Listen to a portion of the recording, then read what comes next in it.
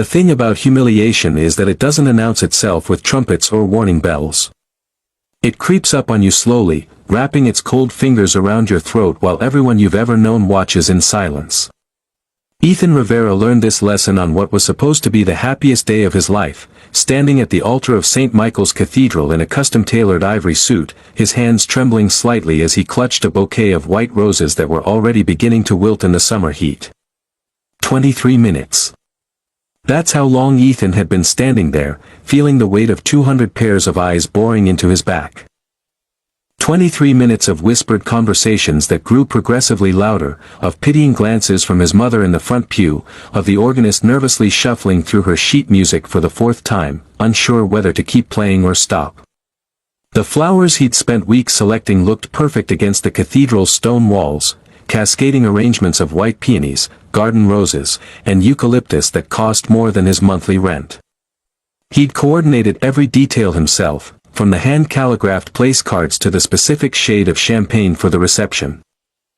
Event coordination was his profession, after all, and if he couldn't make his own wedding flawless, what kind of coordinator was he?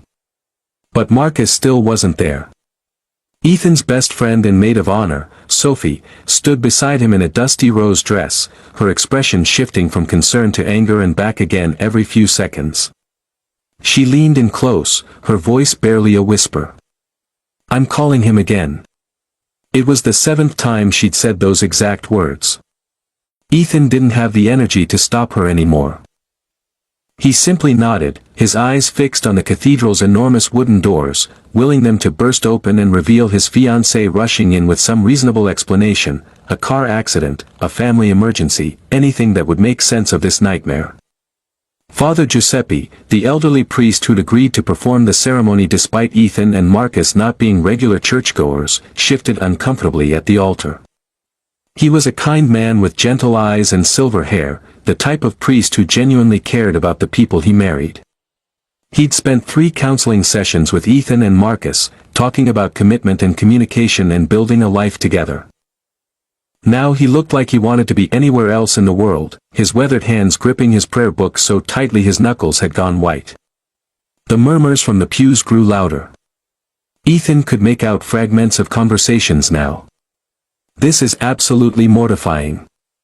I knew something was off about Marcus. Poor Ethan, standing up there like that. Should someone say something?" The words washed over him like waves, each one eroding a little more of his dignity.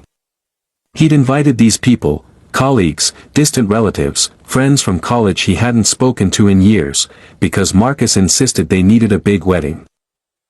"We're making a statement," Marcus had said, his lawyer's mind always thinking about optics and appearances. "People need to see us as a power couple." Ethan should have known then. Should have recognized the warning signs that had been there all along, bright red flags waving frantically in his face while he deliberately looked the other way. The late nights Marcus spent at the office. The way Marcus's phone was always face down on the table. The gradual withdrawal of affection, replaced by perfunctory kisses and mechanical, "I love yous," that sounded more like items being checked off a list. But Ethan had ignored it all, believing that every relationship went through rough patches, that the wedding would fix things, that marriage would bring them closer together. He'd been such a fool. The cathedral doors finally swung open at the 26-minute mark, and Ethan's heart leapt despite everything. But the hope died instantly when he saw Marcus's face. His fiancée, or ex-fiancée, though Ethan didn't know it yet, stood in the doorway wearing his tuxedo, looking perfectly composed except for the guilt written across his features like a confession. And he wasn't alone. Behind him stood Isabella Westbrook, daughter of the Westbrook Hotel empire, wearing a red cocktail dress that seemed specifically chosen to announce she was not a wedding guest. Marcus didn't walk down the aisle. He didn't apologize quietly or pull Ethan aside for a private conversation.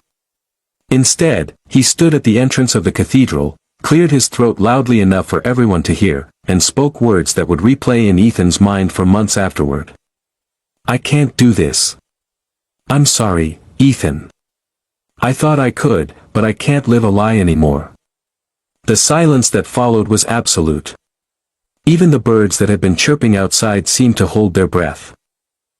Ethan felt his legs go weak, felt Sophie's hand grip his elbow to steady him, felt the bouquet slip from his fingers and hit the marble floor with a soft thud that echoed through the cavernous space. Marcus continued, and every word was a knife twisting deeper. I've been seeing Isabella for the past 8 months. I love her. I think I've always loved her, even before you and I got together. I stayed with you because it was comfortable, because you were kind and easy and everyone liked you.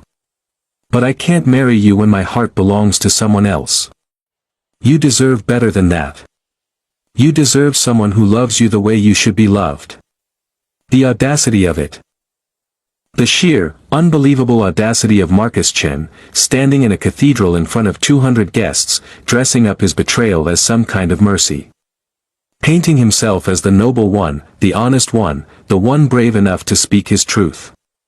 Ethan wanted to scream, to throw something, to demand how Marcus could reduce 2 years of their lives together to comfortable and easy, as if Ethan had been nothing more than a convenient placeholder.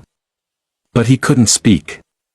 His voice had abandoned him completely, leaving him standing there mute and frozen while Isabella walked up to Marcus, slipped her manicured hand into his, and smiled sympathetically at Ethan as if she felt sorry for him. As if she hadn't spent 8 months sleeping with someone else's fiancé. As if her presence here, at his wedding, in that red dress, wasn't the final calculated insult.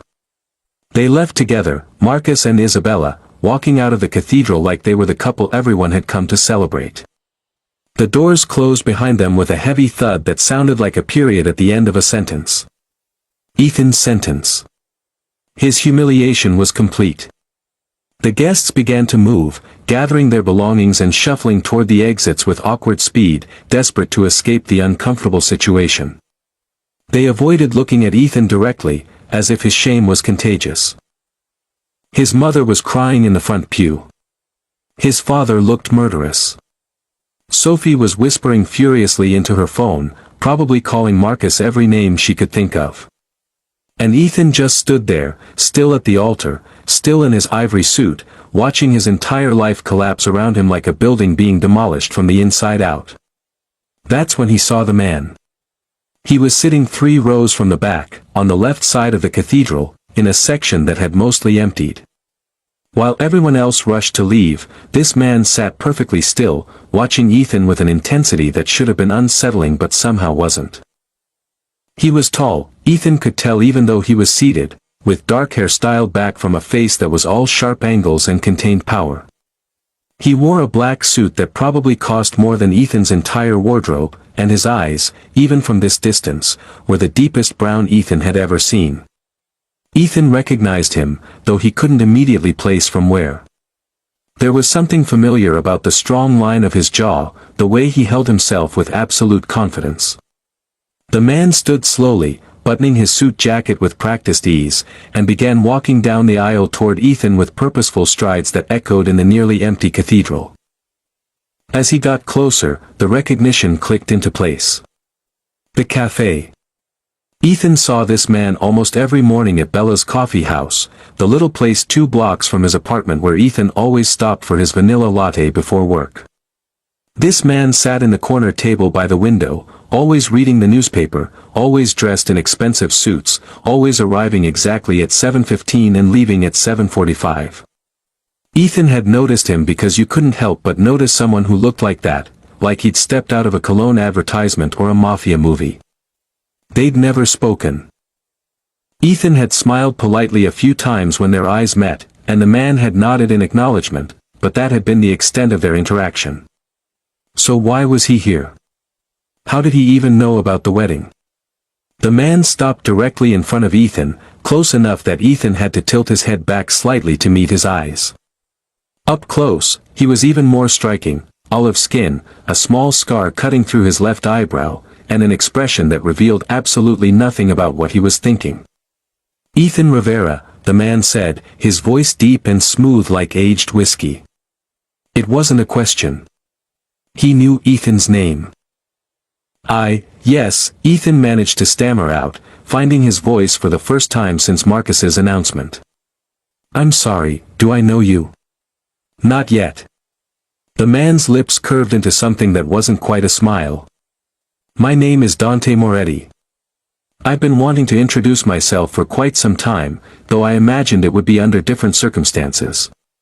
Moretti. The name sent a chill down Ethan's spine, though he couldn't pinpoint why. It sounded Italian, obviously, and there was something about the way Dante said it that suggested it carried weight in certain circles. Up close, Ethan could see that Dante was older than him, early 30s, maybe, with the kind of self-assurance that only came from years of being in control. "Why are you here?" Ethan asked, his mind still reeling from everything that had happened.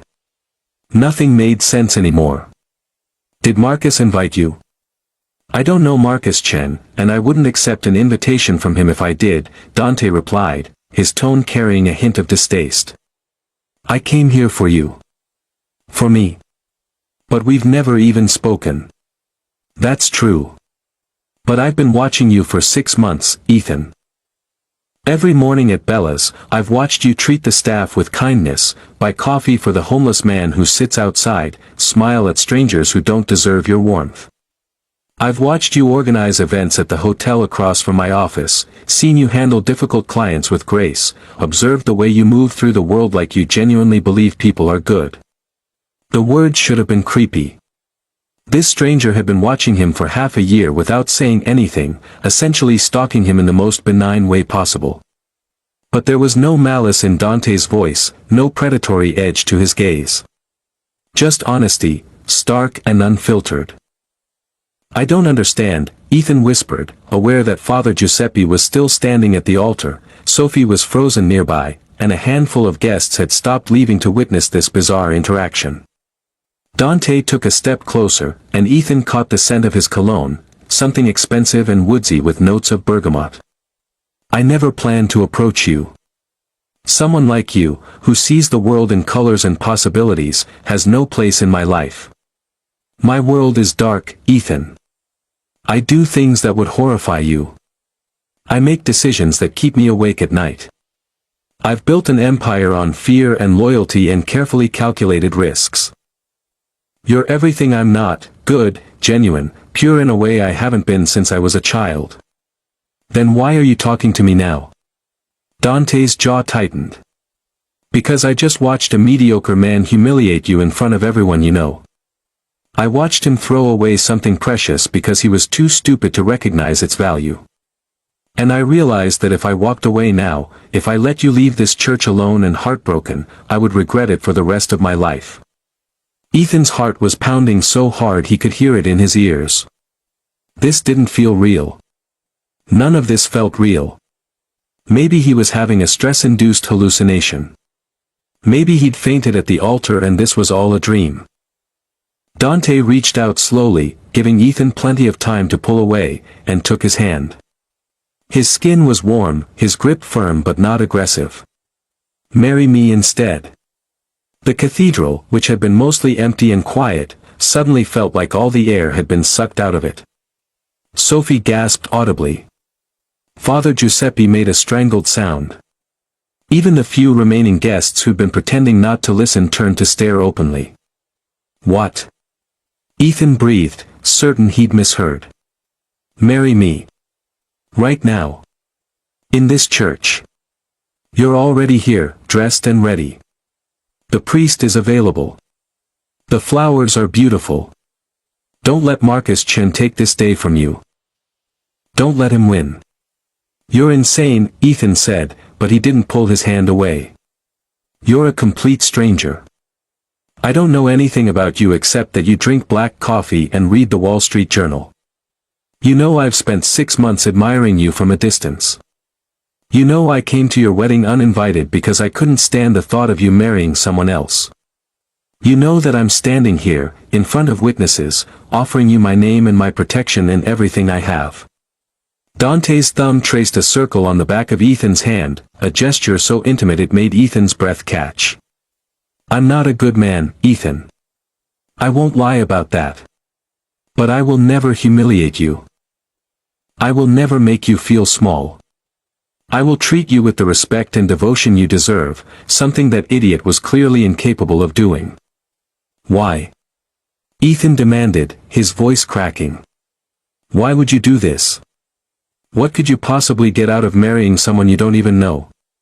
For the first time, Dante's carefully controlled expression shifted, revealing something raw underneath. You. I get you. I get to wake up every morning knowing that you're mine. I get to protect you from a world that doesn't appreciate what it has. I get to prove to you that not all men are like Marcus Chen. He paused, his dark eyes searching Ethan's face. And maybe, if I'm very lucky, you'll eventually look at me the way you looked at him, before he destroyed it. Ethan should have said no. Any rational person would have said no. This was madness, the kind of impulsive decision that people made in romantic comedies or tragic operas. You didn't marry a stranger because your fiancé left you at the altar. You didn't agree to spend your life with someone you'd never had a conversation with just because he had intense eyes and said pretty words. But Ethan had spent 2 years being rational with Marcus. He'd been patient and understanding and accommodating, bending himself into whatever shape Marcus needed him to be, and where had that gotten him? Abandoned in front of 200 people, treated like a consolation prize that wasn't worth keeping. Dante was offering him something different. Maybe it was insane. Maybe it would end in disaster. But at least it would be his choice, his decision, his way of reclaiming a day that Marcus had tried to steal from him. If I say yes, Ethan heard himself say, I need you to promise me something. Anything. Promise me that you'll never lie to me. Even if the truth is ugly or painful or inconvenient. I can't do this if there are secrets between us. Dante's grip on his hand tightened. I promise. No lies. Not now, not ever. Ethan looked at Father Giuseppe, who appeared to be having some kind of internal crisis. Father, can you marry us? Is that even legal? The old priest cleared his throat several times before speaking. The marriage license is in your name and Marcus's name. That would need to be changed. But if you both consent, if you understand what you're agreeing to, then, technically, yes. Though I strongly encourage you to think about this, Ethan. Marriage is a sacred covenant, not something to be entered into lightly or. I've thought about it, Ethan interrupted, surprising himself with the firmness in his voice. I've thought about it, and I want to do this. Dante, do you have identification? Within 15 minutes, Dante had somehow procured a new marriage license. Ethan didn't ask how, he suspected the answer would involve connections and influence that he wasn't ready to understand yet. Sophie stood beside him, gripping his arm and whispering urgently that they could just go, they could leave, they didn't have to do this crazy thing. But Ethan shook his head. The ceremony was short. Father Giuseppe kept it to the bare essentials, clearly uncomfortable with the entire situation but unwilling to refuse. When it came time for the rings, Dante pulled a simple gold band from his pocket, a family heirloom, he explained quietly, with a black diamond set into it. It was unusual and striking, nothing like the platinum bands Ethan and Marcus had chosen together. Dante slid it onto Ethan's finger with steady hands, and it fit perfectly, as if it had been made for him. Ethan had no ring to give Dante in return, but Dante waved off the concern. We'll get one later. Right now, this is enough. You may kiss, Father Giuseppe said, sounding resigned to his role in this madness. Dante cupped Ethan's face gently, his thumbs brushing across Ethan's cheekbones, and leaned in slowly. The kiss was soft, almost chaste, but it sent electricity racing through Ethan's entire body. Dante's lips were warm and sure, the kiss of someone who knew exactly what he wanted. When they pulled apart, Dante rested his forehead against Ethan's for just a moment, a gesture of intimacy that felt more profound than anything Ethan had shared with Marcus in 2 years.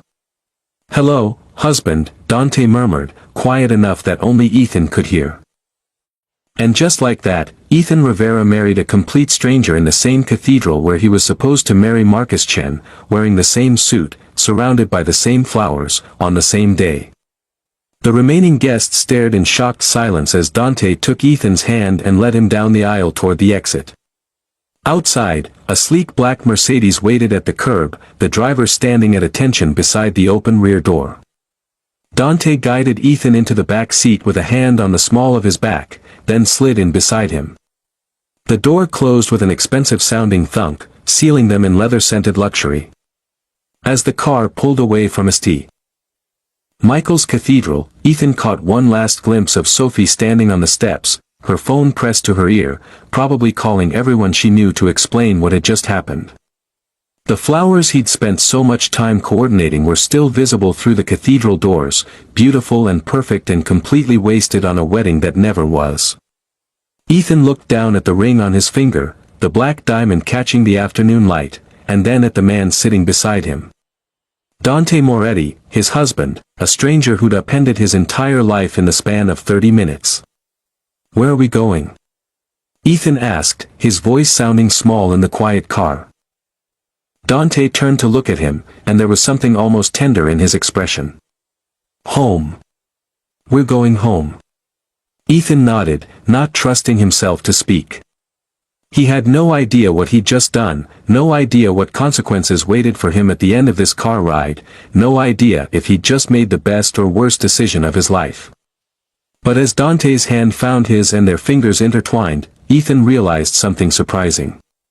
For the first time all day, he didn't feel humiliated. He felt curious.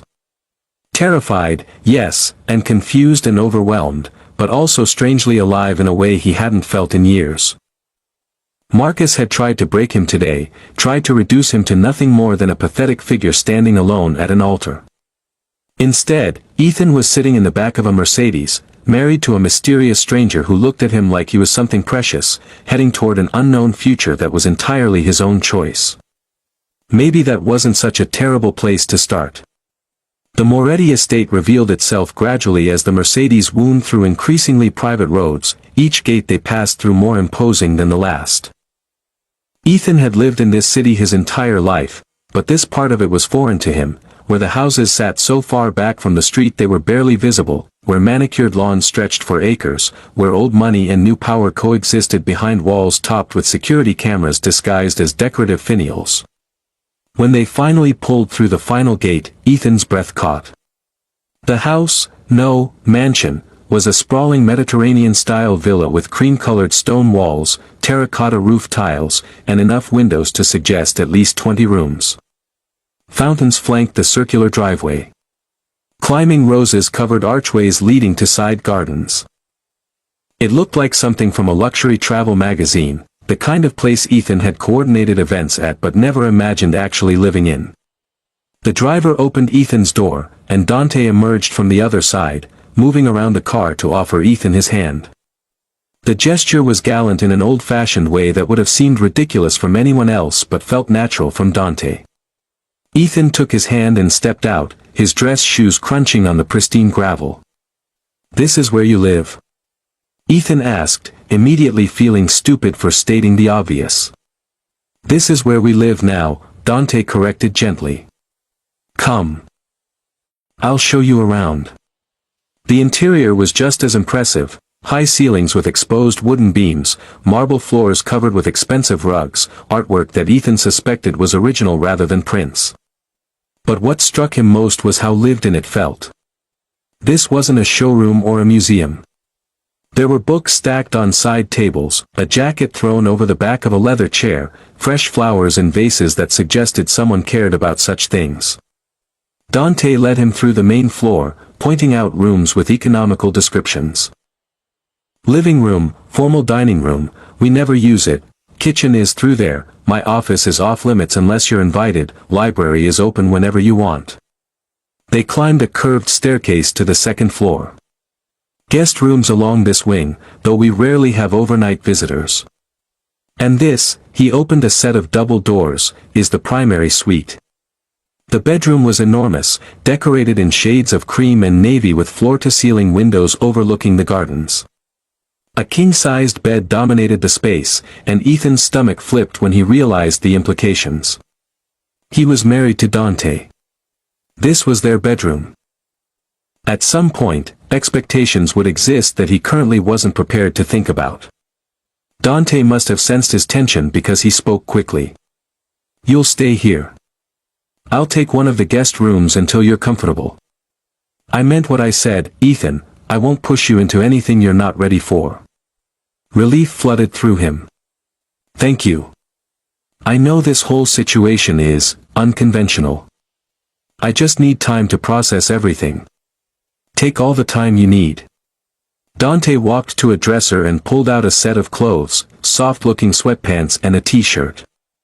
These might be big on you, but they'll be more comfortable than that suit. Why don't you change, settle in, and I'll have dinner brought up. You haven't eaten all day. Ethan hadn't even realized he was hungry until Dante mentioned it, but his stomach chose that moment to growl loudly, answering the question.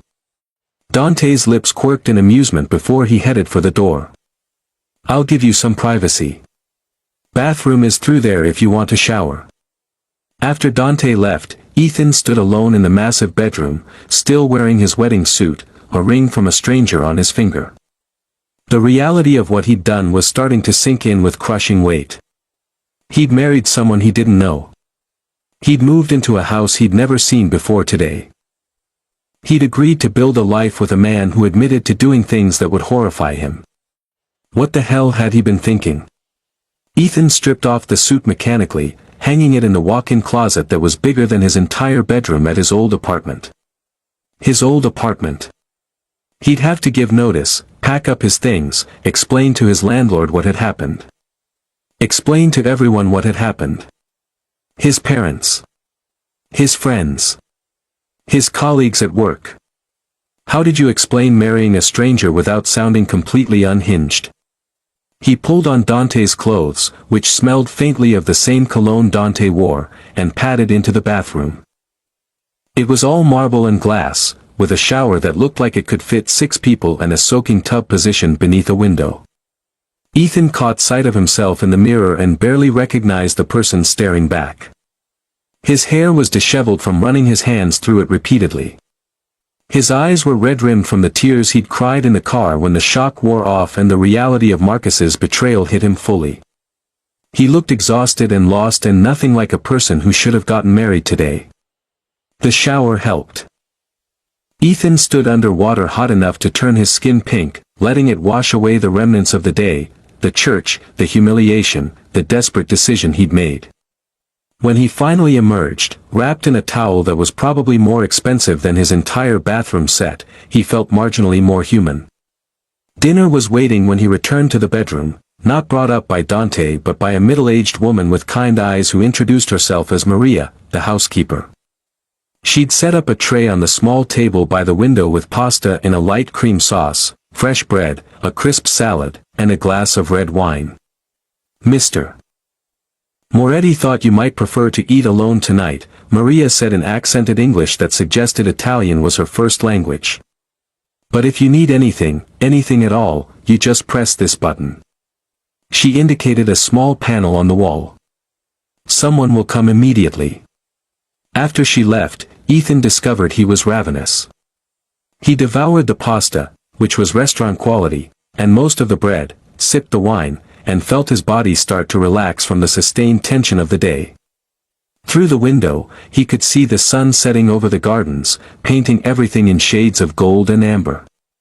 A soft knock interrupted his thoughts. Dante stood in the doorway, having changed into dark slacks and a fitted black t-shirt that showed off a physique that Ethan tried very hard not to notice. Without the suit jacket, Ethan could see the hint of a tattoo peeking out from under Dante's sleeve, some kind of design in black ink that curved around his bicep. "May I come in?" Dante asked, waiting for permission even though this was technically his house, his bedroom.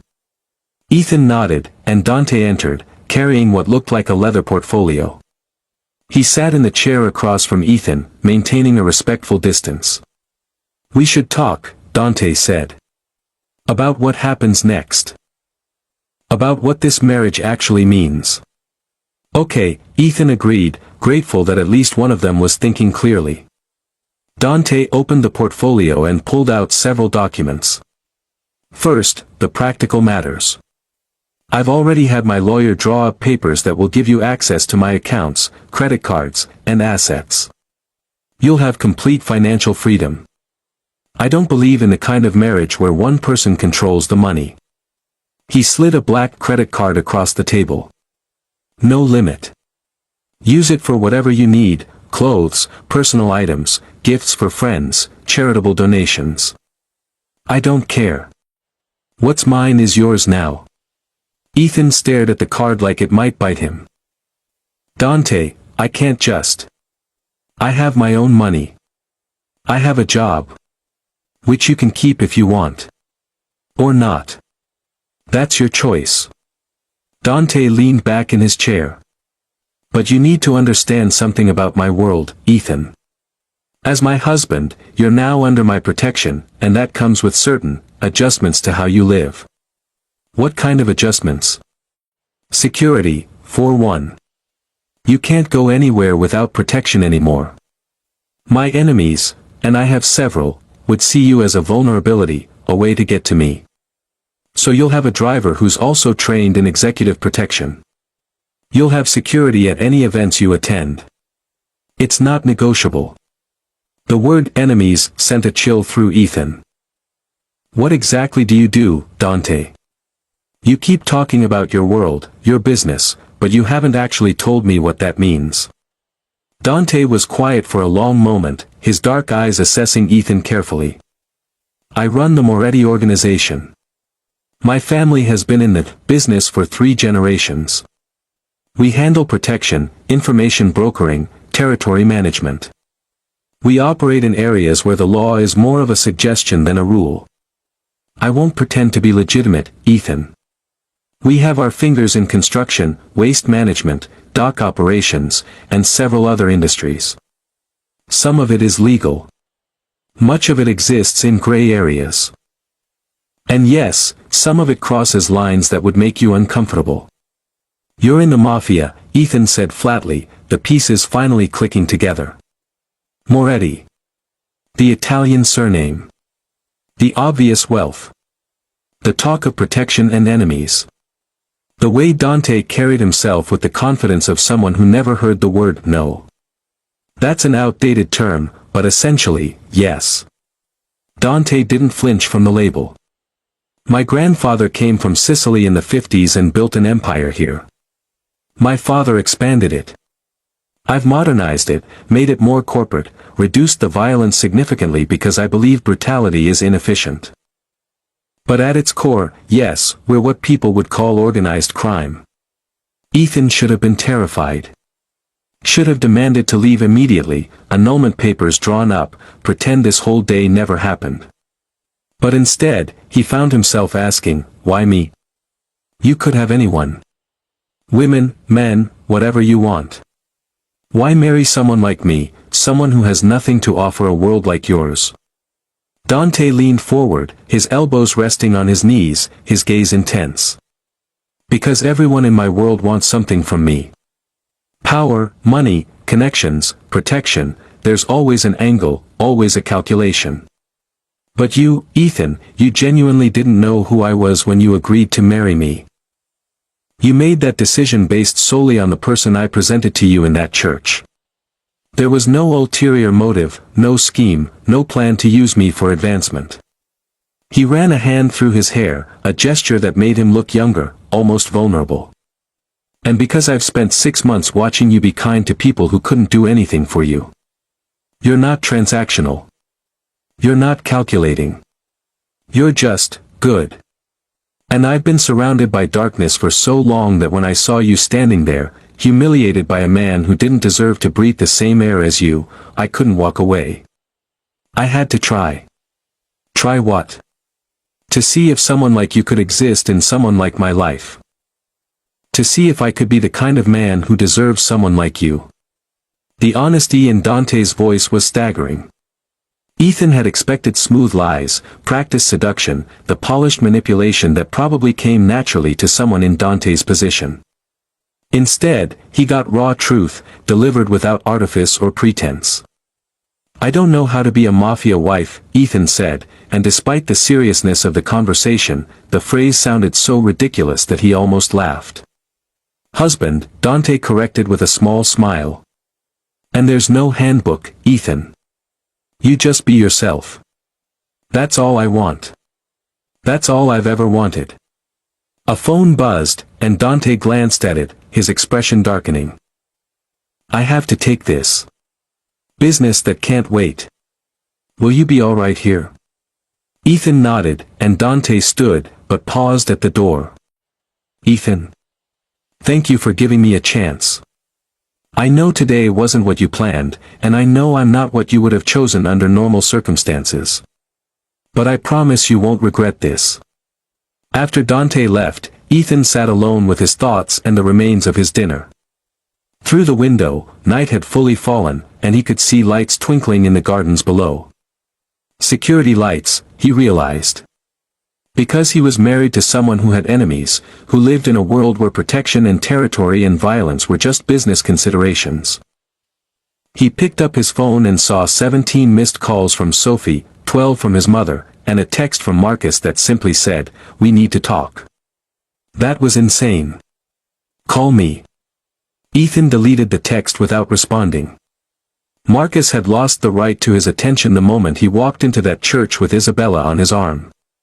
Whatever Marcus wanted to say now was irrelevant. He was about to call Sophie when his phone rang with an unknown number. Against his better judgment, he answered. Ethan Rivera, a cold male voice asked. Yes, who is this? Someone who's very interested in the fact that you just married Dante Moretti. You've made yourself extremely valuable very quickly. I wonder if you understand what that means. Before Ethan could respond, the line went dead. His hands were shaking as he set the phone down, his heart racing. The call had lasted less than 20 seconds, but the threat in the stranger's voice was unmistakable. This was real. The danger Dante had mentioned wasn't abstract or theoretical, it was immediate and focused directly on him. The bedroom door burst open, and Dante strode in, followed by another man who looked similar enough to be related, same dark hair, same sharp features, but younger and with an edge of barely controlled aggression that Dante lacked. Did someone just call you from an unlisted number? Dante demanded, his calm demeanor completely gone. How did you know? Because we monitor all calls to this property, and that number is registered to the Castellano family. What did they say? Ethan repeated the brief conversation, watching Dante's jaw tighten with each word.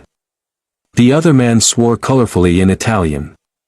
This is Luca, Dante said shortly, gesturing to his companion. My brother. Luca, this is Ethan, my husband. Luca looked Ethan up and down with obvious skepticism. This is who you married. Dante, he's a civilian. He's a liability. The Castellanos are already circling because they think you've shown weakness. Enough, Dante's voice cracked like a whip, and Luca actually flinched. Ethan is family now. You will treat him with respect. Respect? He's been in our world for less than 12 hours. He doesn't understand how things work. He's going to get himself killed, or worse, he's going to get you killed trying to protect him. The words stung because they were probably true. Ethan had walked into a situation he didn't understand, married into danger he couldn't comprehend, and now people were already targeting him because of it. Maybe Luca's right, Ethan said quietly. Maybe this was a mistake. I could leave. We could get an annulment. You could. No. Dante's voice was absolute. He crossed the room and took Ethan's hands in his grip firm and grounding. You're not leaving. You're not a mistake. And you're sure as hell not a liability. Luca is protective, and he's suspicious of everyone, but he'll come around. Will I? Luca muttered, but he didn't leave. Dante ignored him, focused entirely on Ethan. The Castellanos are testing us, seeing if they can intimidate you, seeing if I'll crack under pressure. We need to show them that won't work. That you're not some fragile thing they can threaten. That attacking you means going to war with me, and that's not a war they want. How do we do that? Ethan asked, feeling completely out of his depth. We show them you're mine. Publicly. Undeniably. There's a charity gala tomorrow night, a big event where all the major families will be present. We'll attend together. I'll introduce you as my husband. We'll make it clear that you're under my protection and that any threat against you is a declaration of war. Ethan's stomach dropped. Tomorrow night? I can't. That's too fast. I'm not ready to.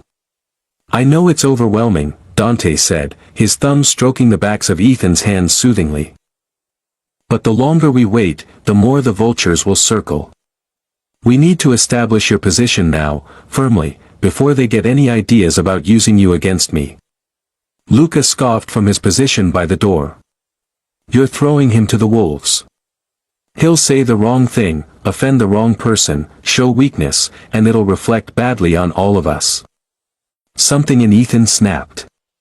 He'd spent the entire day being passive, standing at an altar while Marcus humiliated him, agreeing to marry Dante in a moment of desperation, being shuffled into this house and told about security measures and threats. He'd let things happen to him instead of making active choices. But Luca's casual dismissal, the assumption that Ethan was too weak or stupid to handle himself, lit a fire that had been dormant since the cathedral. I've spent 2 years coordinating high-profile events for some of the most difficult, demanding, pretentious people in this city, Ethan said, his voice steady despite his racing heart. I've handled celebrity weddings, corporate galas, political fundraisers, and charity events where one wrong move could destroy someone's reputation. I know how to read a room, how to navigate social hierarchies, how to smile and make small talk and represent my clients professionally. So maybe I don't know anything about your world, Luca, but I'm not an idiot, and I'm not going to hide in this house like some delicate prize that can't handle reality. The room fell silent. Luca stared at Ethan with surprise, reassessing. Dante's expression shifted into something that looked almost like pride. I'll go to your gala, Ethan continued, addressing Dante now. I'll stand beside you and smile and play whatever role you need me to play. But you need to tell me the rules. You need to prepare me for who will be there, what they'll expect, what I should and shouldn't say. I can't walk in blind. Dante smiled then, a genuine smile that transformed his entire face and made him look almost boyish. I can do that. We'll spend tomorrow preparing you. I'll teach you everything you need to know. And if I mess up, then we handle it together. You're not alone in this anymore, Ethan. That's what marriage means. We face things together. Luca made a non-committal sound but didn't argue further. He gave Ethan one last appraising look before speaking to Dante in rapid Italian. Dante responded in the same language, his tone brooking no argument, and eventually Luca nodded curtly and left the room. What did you tell him? Ethan asked after Luca was gone. I told him that you're tougher than you look, that underestimating you would be a mistake, and that he needs to remember your family now whether he likes it or not. Dante moved to the window, looking out at the gardens. My brother is difficult. He's been by my side since we were kids, and he's saved my life more times than I can count. But he sees threats everywhere, and he doesn't trust easily. Can you blame him? I walked into your life less than a day ago. No, I can't blame him. But I also know what I saw in that cathedral, Ethan. I saw someone who'd been betrayed and humiliated but who still had the strength to make a bold choice. I saw someone who could have crumbled but instead stood tall and took control of their own narrative. That's not weakness. That's the kind of strength my world needs more of. Ethan walked over to stand beside Dante at the window, maintaining a careful distance. I'm scared, he admitted quietly. I'm scared of your world, of people like the Castellanos, of messing this up and causing problems for you. I'm scared that I made a huge mistake marrying you. But I'm also scared of what my life would have looked like if I'd walked out of that church alone. At least this fear comes with someone standing beside me. Dante turned to face him, and in the dim light of the bedroom, his features were softer, less intimidating. I'm scared too. I'm terrified that I'll fail you, that I'll drag you into darkness you never wanted, that you'll wake up one day and realize you deserved so much better than what I can offer. But I'm willing to try, Ethan. I'm willing to fight for this, for us, for the possibility that maybe we can build something real out of this insane situation."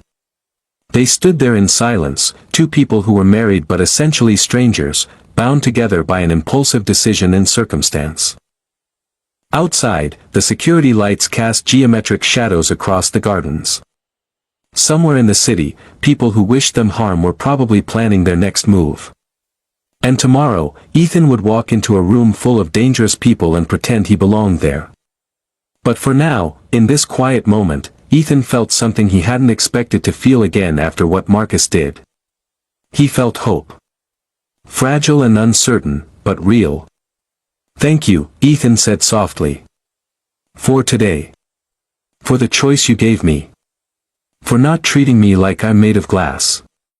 "Thank you for saying yes," Dante replied. "For taking a chance on someone you had every reason to refuse." Dante moved toward the door, giving Ethan space. "Get some rest. Tomorrow will be intense. We have a lot of ground to cover before the gala." After Dante left, Ethan climbed into the enormous bed, still wearing Dante's borrowed clothes, and stared at the ceiling. His phone buzzed again. Sophie, probably, or his mother, or any number of people who wanted explanations he didn't have the energy to give. He looked at the ring on his finger, the black diamond catching the moonlight filtering through the windows. 24 hours ago, he'd been planning to marry Marcus Chen, believing he knew what his future looked like. Now he was lying in a stranger's bed, married to a man who ran a criminal empire, with enemies already targeting him and a gala to attend where he'd have to prove he belonged. It was insane. All of it was completely, utterly insane. But as Ethan drifted off to sleep, wrapped in expensive sheets that smelled like Dante's cologne, he realized he didn't want to take it back. The uncertainty terrified him, yes, but it also made him feel alive in a way he hadn't in years. Marcus had been safe and predictable and ultimately devastating. Dante was dangerous and unknown and strangely honest about all of it. Maybe that was worth something. Maybe that was worth everything. Tomorrow, he'd step into Dante's world fully. Tomorrow, he'd learn the rules and meet the enemies and play the role of a mafia boss's husband. Tomorrow, he'd either prove Luca wrong or confirm every doubt the man had about him. But tonight, Ethan was just a person who'd survived the worst day of his life and somehow ended up somewhere he never expected. That was enough. For now, that was more than enough. Morning arrived with sunlight streaming through windows Ethan had forgotten to close and the smell of fresh coffee drifting from somewhere downstairs. For a brief, disoriented moment, he didn't remember where he was. The ceiling was wrong, the bed was too soft, and the room was filled with furniture he didn't recognize. Then it all came rushing back, the wedding that wasn't, Marcus's betrayal, Dante's proposition, the ring on his finger that proved none of it had been a fever dream. Ethan sat up slowly, his body protesting the tension he'd carried for the past 24 hours. Someone had left clothes on the chair by the window, dark slacks and a crisp white shirt that looked expensive and perfectly his size. He had no idea how Dante had managed that, but he was learning that in this new world he'd stumbled into, questions like that probably had answers he wasn't ready for yet. After showering and dressing, Ethan followed the coffee smell downstairs. The kitchen was a chef's dream, marble countertops, professional-grade appliances, an island large enough to host a cooking show. Maria was there, whisking eggs in a copper bowl, and she smiled warmly when she saw him. "Good morning, Mr. Rivera. I wasn't sure what you liked for breakfast, so I made a little of everything. Mr. Moretti asked me to tell you he's in his office handling some business, but he'll be with you shortly." The little of everything turned out to be an impressive spread: scrambled eggs, bacon, fresh fruit, pastries from what was obviously a high-end bakery, and that incredible coffee. Ethan helped himself, still not quite comfortable being served by someone, and was halfway through a croissant when Dante appeared in the doorway. He looked different in daylight, less intimidating somehow. He wore charcoal slacks and a navy shirt with the sleeves rolled up to his elbows, revealing the tattoo Ethan had glimpsed the night before. Up close, he could see it was an intricate design, a phoenix rising from flames, rendered in incredible detail. "You slept well?" Dante asked, pouring himself coffee from the French press. "Better than I expected, actually." Ethan gestured to the spread. "This is amazing." "Thank you." Maria takes her job very seriously. "She's been with my family since I was a teenager." Dante settled into the chair across from Ethan, his movements relaxed but alert, like someone who was always aware of his surroundings. "We have a lot to cover today before tonight's gala. I thought we'd start with the basics, who the major families are, what you need to know about each one, and how to navigate conversations without accidentally starting a war." Ethan nearly choked on his coffee. "That's comforting." "I'm exaggerating." "Mostly." Dante's lips quirked. "But there are protocols, things that are expected. The good news is that as my husband, you have a certain level of immunity. People will be curious about you, but they'll be cautious about being openly hostile." They spent the morning in Dante's office, a room that was equal parts masculine elegance and functional workspace, with floor-to-ceiling bookshelves, leather furniture, and a desk that probably cost more than Ethan's car. Dante pulled out a leather-bound notebook and began sketching out the landscape of his world. The 5 major families control different territories and industries, Dante explained, his pen moving across the page. "The Morettis, us, we handle the northern waterfront, construction, and waste management. We're considered the most stable, the most organized. The Castellanos control the southern ports and have their fingers in drug trafficking, which I refuse to touch. We've been in a cold war with them for the past 3 years." He drew more circles, connecting them with lines. "The Russos handle gambling and entertainment. The Changs run most of the import-export business. And the Volkovs, Russian family, obviously, they deal in weapons and information. These families will all be at the gala tonight." Ethan studied the diagram, his event coordinator brain automatically organizing the information. "So basically, I need to be polite to everyone, but I should be especially careful around the Castellanos since they're the ones who called me yesterday." "Exactly. Antonio Castellano will probably try to test you, see if he can get under your skin. He'll make veiled threats, ask invasive questions, maybe make comments about how quickly we married. Your job is to smile, stay calm, and say as little as possible. Let me handle any actual confrontations." They practiced scenarios for hours. Dante would play different family members, throwing questions and subtle insults at Ethan, teaching him how to deflect without appearing weak, how to be polite without being deferential, how to hold his own in a world where perception was everything. "What if someone asks how we met?" Ethan asked during a break. "Tell them the truth, we met at a cafe. We don't need to mention that we never actually spoke until yesterday. Let them make assumptions. The mystery works in our favor." "And if they ask about Marcus?" Dante's expression hardened. "Then you tell them that you upgraded. That your previous relationship was a mistake you've corrected. Never show weakness about it, Ethan. In my world, vulnerability is blood in the water." Around noon, a tailor arrived with several garment bags. Dante had apparently called in a favor, and within an hour, Ethan had been measured and fitted for a custom tuxedo that made him look like he belonged in a high-fashion magazine. The jacket was midnight blue instead of black, subtle but distinctive, and it fit him perfectly. "You look good," Dante said, and there was something in his voice that made Ethan's pulse quicken. "You look like you belong." "I don't, though," Ethan replied quietly. "I'm just pretending." "We're all pretending, Ethan.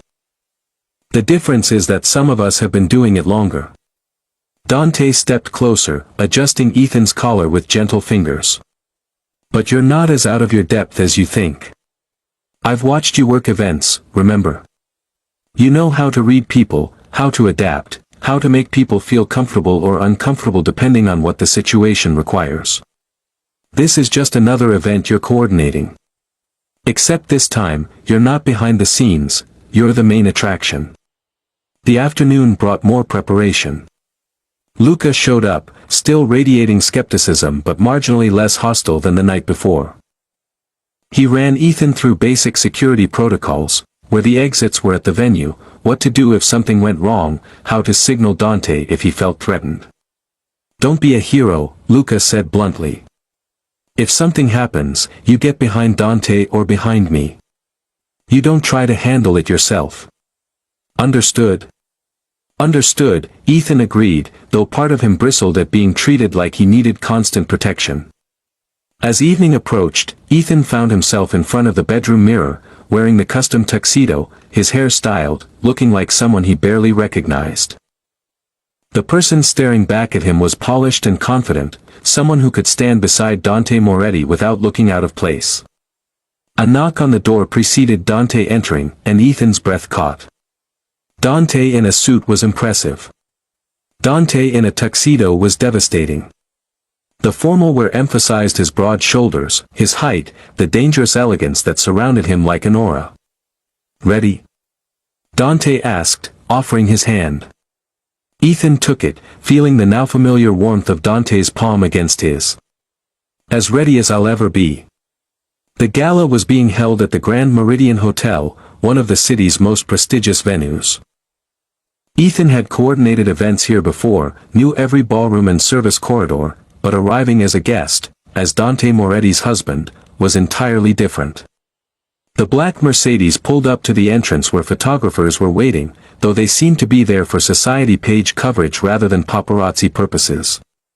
"They'll want photos," Dante murmured as they approached the entrance. "Just smile and stay close to me." The flashes were blinding, questions shouted from multiple directions. "Mr. Moretti, who's your companion? Is it true you got married? When did this happen?" Dante navigated it all with practiced ease, one hand on the small of Ethan's back, guiding him through the chaos with calm authority. Inside, the ballroom was exactly as Ethan remembered, crystal chandeliers, floor-to-ceiling windows, a live orchestra playing classical music. But the people were different from the crowds at events he'd coordinated. These weren't corporate executives or society wives trying to outdo each other with jewelry. These were predators in expensive clothing, people who'd built empires on fear and loyalty and carefully calculated violence. They descended the grand staircase together, and Ethan felt every eye in the room turn toward them. Conversations paused mid-sentence. The orchestra seemed to play a little quieter. This was it, the moment where Ethan either proved he could handle Dante's world or confirmed every doubt Luca and probably half the room had about him. Dante leaned in close, his breath warm against Ethan's ear. "Breathe. You're doing perfectly." The first people to approach them were an older couple, the Russos, Ethan remembered from his morning briefing. Salvatore Russo was in his 60s, impeccably dressed, with silver hair and shrewd eyes. His wife, Carmela, wore enough diamonds to fund a small country. "Dante," Salvatore said warmly, shaking Dante's hand with genuine affection. "I heard the news. Married. And you didn't invite your old friends?" "It was a spontaneous decision," Dante replied smoothly. "Salvatore, Carmela, this is my husband, Ethan Rivera." "Ethan, the Russos are old family friends." Carmela took Ethan's hand, studying him with a grandmother's intensity. "Very handsome. Good bone structure. But so young. Dante, you robbed the cradle, eh?" "I'm 28, Ethan said with a smile that was part nerves, part genuine amusement. "Hardly cradle-robbing territory. And he has humor." Carmela beamed. "I like him, Dante. You keep this one. Not like that awful girl your mother tried to set you up with last year." They chatted for a few more minutes before the Russos moved on, and Dante's hand squeezed Ethan's briefly. "See? That wasn't so bad." But Ethan could feel the attention still focused on them, feel the weight of curiosity and calculation from every corner of the room. This was a test, and everyone was watching to see if he'd pass. More introductions followed. The Changs, David and his sister Michelle, both whip-smart and calculating, running their import business with ruthless efficiency. The Volkovs, Alexei and his nephew Dmitry, who spoke with thick Russian accents and watched Ethan like they were trying to determine his weak points. Each conversation was a careful dance, Ethan deflecting personal questions, making small talk about the venue and the charity the gala was supporting, letting Dante lead but holding his own when addressed directly. Then Antonio Castellano approached, and Ethan felt Dante's entire body tense beside him. Antonio was younger than Ethan expected, maybe 40, with dark eyes that held no warmth whatsoever. He wore his tuxedo-like armor, and the two men flanking him were obviously security, despite their formal attire. "Dante," Antonio said, his voice smooth as silk and just as dangerous. "I heard you got married." "How unexpected." "Antonio." Dante's tone was carefully neutral. "Yes, I'd like you to meet my husband, Ethan." Antonio's gaze shifted to Ethan, and it felt like being studied by a snake deciding whether to strike. "Ethan Rivera. I know all about you. Event coordinator. Middle-class background. No family connections to speak of. You certainly married up, didn't you?"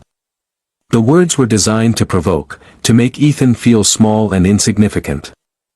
Every instinct screamed at him to defend himself, to push back against the casual condescension.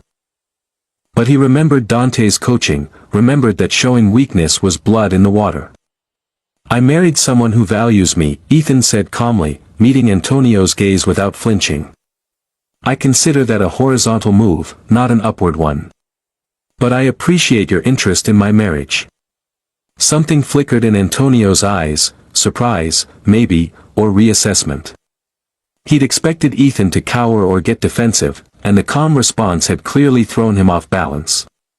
"How charming," Antonio said, his smile not reaching his eyes.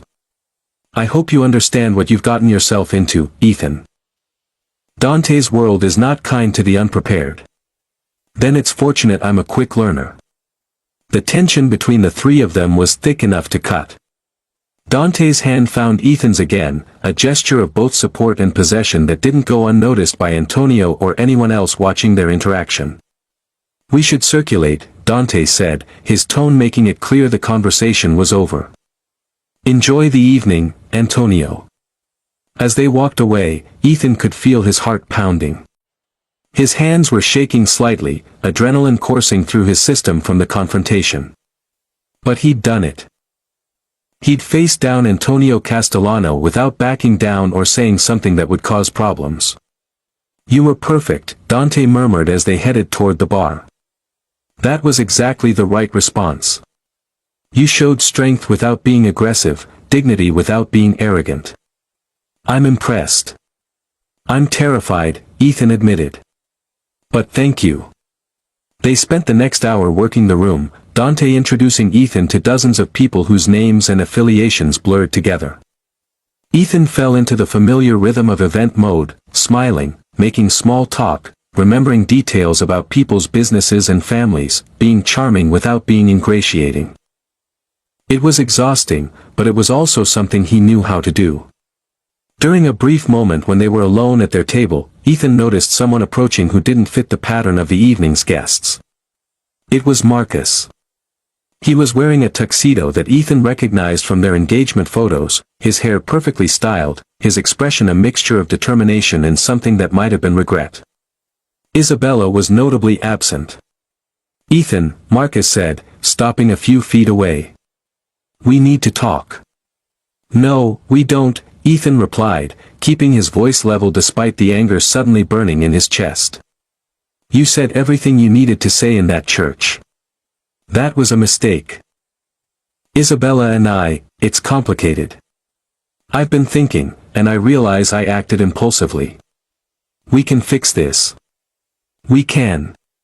"Fix what, exactly?" Ethan interrupted. "Fix the fact that you humiliated me in front of 200 people. Fix the fact that you admitted you never really loved me. Or are you trying to fix the fact that Isabella apparently wasn't as interested in you as you thought she'd be?" Marcus flinched, which told Ethan his guess had been accurate. Isabella had probably already moved on, leaving Marcus to deal with the consequences of his grand gesture. You married him out of spite, Marcus said, gesturing toward Dante, who had returned and was now standing beside Ethan, silent but radiating barely contained hostility. You married a criminal because you were upset with me. That's not a real marriage, Ethan. That's a reaction. Before Ethan could respond, Dante spoke, his voice colder than Ethan had ever heard it. You have exactly 5 seconds to walk away before I make you regret ever speaking my husband's name. You don't scare me, Moretti, Marcus said, though his voice wavered slightly. I know Ethan. I know he's not cut out for your world. He's kind and gentle and completely unsuited to whatever twisted life you've dragged him into. When he realizes what a mistake this was, he'll come back to me, and there's nothing you can do about it. That's when Ethan realized something crucial. Marcus genuinely believed what he was saying. He actually thought Ethan was some fragile thing that needed rescuing, that had made a rash decision out of wounded pride. He didn't see Ethan as a person capable of making his own choices, of standing on his own, of being anything other than the accommodating partner who'd spent 2 years bending to Marcus's will. You're right about one thing, Ethan said, standing so he could look Marcus in the eye. I am kind. I am gentle. But you're wrong about everything else. I didn't marry Dante out of spite. I married him because when you humiliated me, when you tried to destroy me in front of everyone I know, Dante gave me a choice. He offered me dignity and respect and partnership.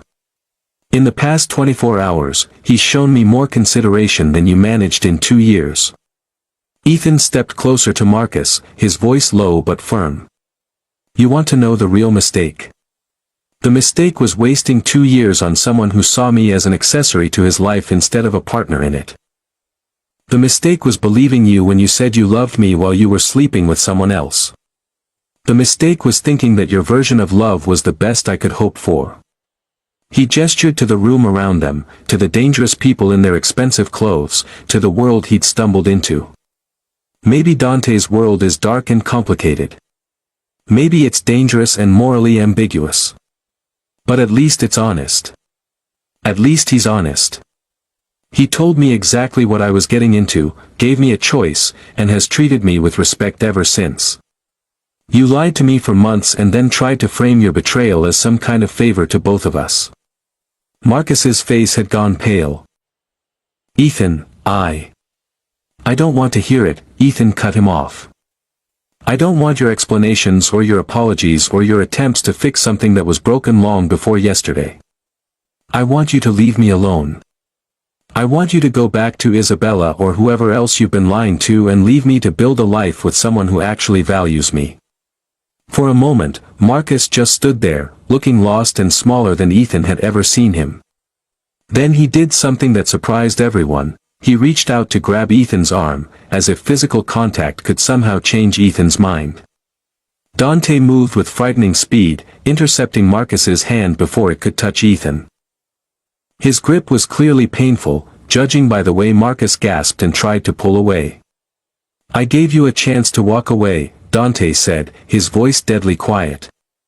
You didn't take it. So let me be very clear about what happens next.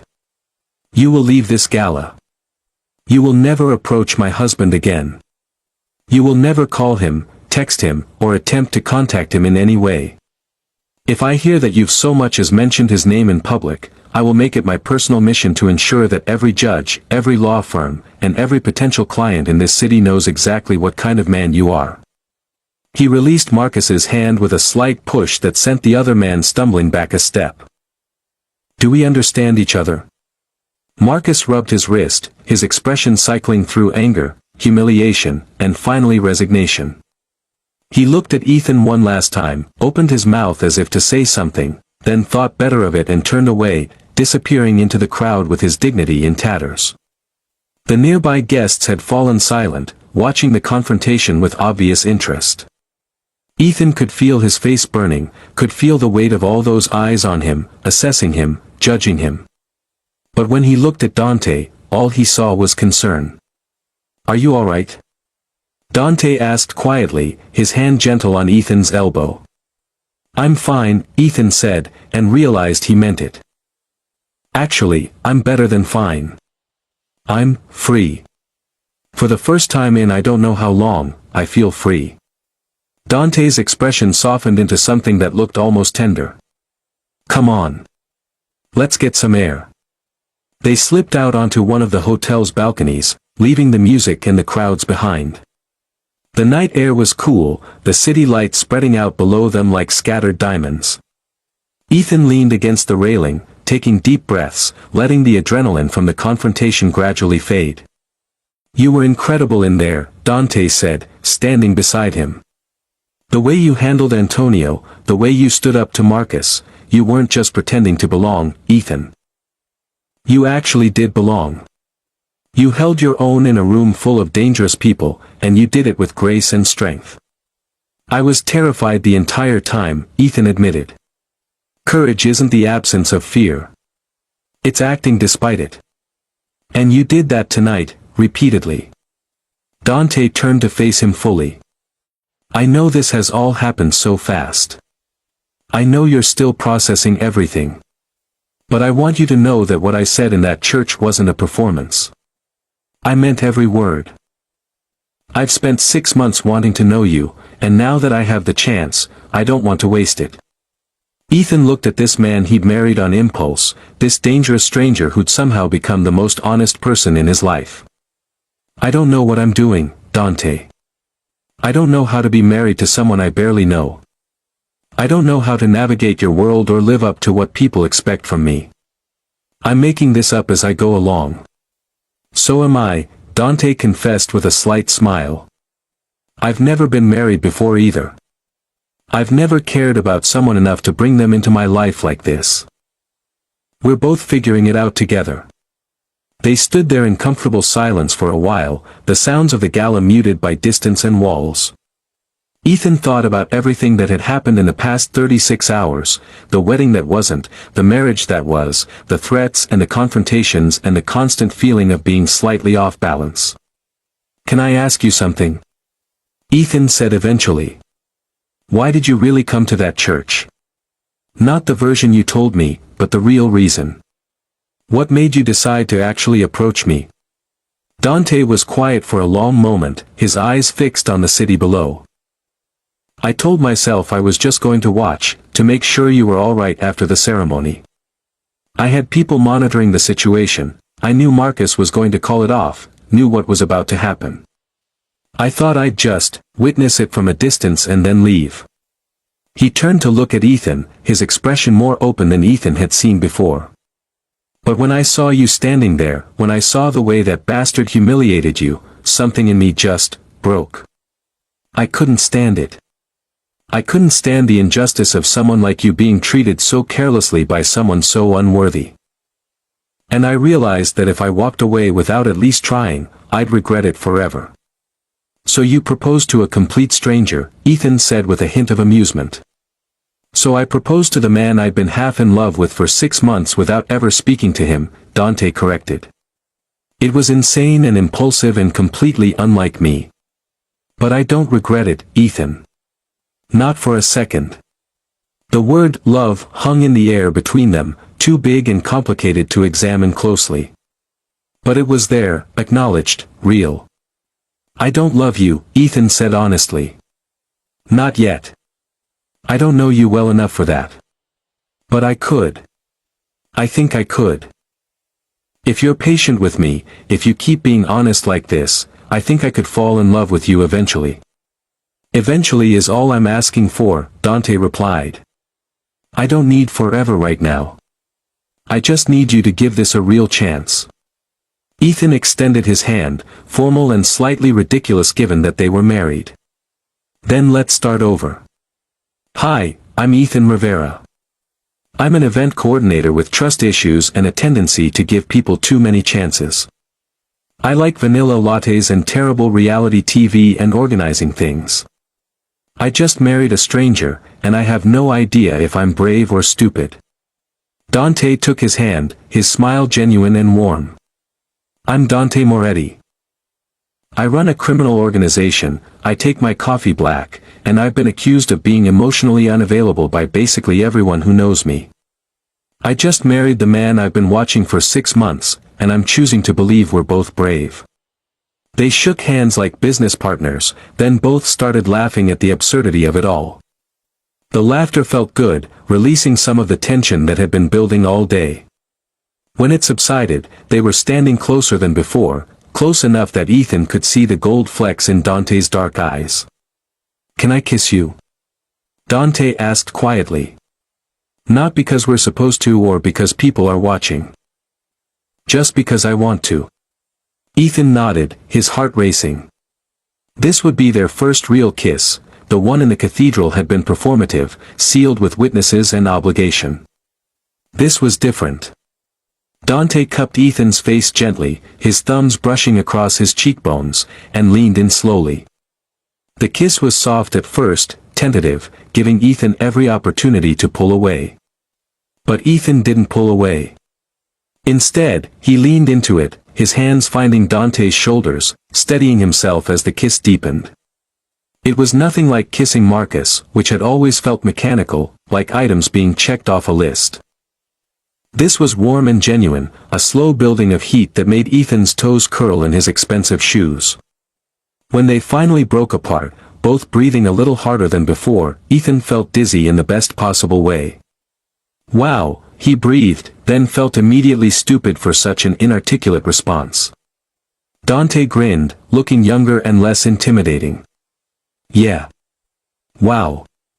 They returned to the gala eventually, but something had shifted between them.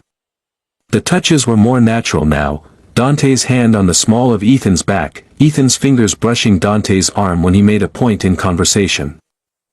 They moved through the room like they actually belonged together, like this marriage was more than just a desperate impulse or a calculated move. Luca found them near the end of the night, his expression less hostile than before.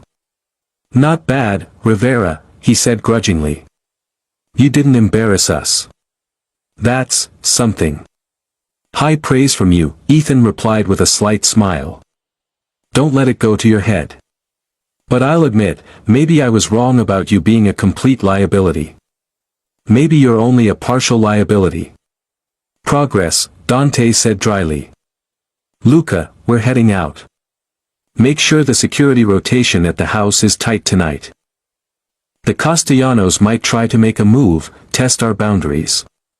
"Already handled," Luca assured him. "I've got extra men on the perimeter, and I'll be monitoring from the guest house." The drive home was quiet, both of them exhausted from the intensity of the evening. But it was a comfortable quiet, not the awkward silence of strangers. Ethan found himself dozing against the car window, feeling safe despite everything he'd learned about Dante's world, about the dangers that came with being connected to the Moretti name. Back at the estate, they walked upstairs together. When they reached the primary suite, Dante paused at the door. "I can still take a guest room," he offered. "If you need more space, more time." Ethan considered for a moment, then shook his head. "Stay. We're married. We're trying to build something real. That doesn't work if you're sleeping down the hall." Something in Dante's expression shifted, relief, maybe, or gratitude. "Are you sure?" "I'm sure." "But Dante?" "Just sleeping. I'm not ready for more than that yet." "Just sleeping," Dante agreed. "I'm a patient man, Ethan." They changed in separate areas, Ethan in the bathroom, Dante in the walk-in closet, and met back at the bed wearing sleep clothes, suddenly shy like teenagers at a sleepover. The bed was enormous, big enough that they could maintain space between them, but when Ethan climbed under the covers, Dante reached out hesitantly. "Can I hold you?" he asked. "Nothing else. Just. I'd like to hold you." Ethan nodded, and Dante wrapped an arm around him, pulling him close so that Ethan's back was pressed against Dante's chest, their bodies fitting together surprisingly well. Dante's warmth surrounded him, solid and real and comforting. "Thank you," Dante murmured into Ethan's hair. "For giving me a chance. For being brave today. For not running when you had every reason to. Thank you for being patient, Ethan replied, his eyes already drifting closed. For being honest. For seeing me as someone worth fighting for. They fell asleep like that, two people who'd married as strangers beginning the slow, complicated process of becoming something more. Outside, security monitored the grounds. In the city, people were probably already gossiping about Dante Moretti's mysterious new husband. The Castellanos were likely planning their next move. Marcus was somewhere nursing his wounded pride. But in that bedroom, wrapped in expensive sheets and each other's arms, Ethan and Dante had found something neither of them expected. Not love, not yet, but the possibility of it. The promise that maybe, just maybe, two broken pieces could fit together and create something whole. The road ahead would be complicated. There would be challenges and dangers and moments when Ethan questioned every decision that led him here. But there would also be honesty, respect, and the kind of partnership he'd never known he needed. As sleep finally claimed him, Ethan's last conscious thought was that he'd walked into St. Michael's Cathedral expecting to marry the wrong man and walked out married to a stranger who might just turn out to be exactly right.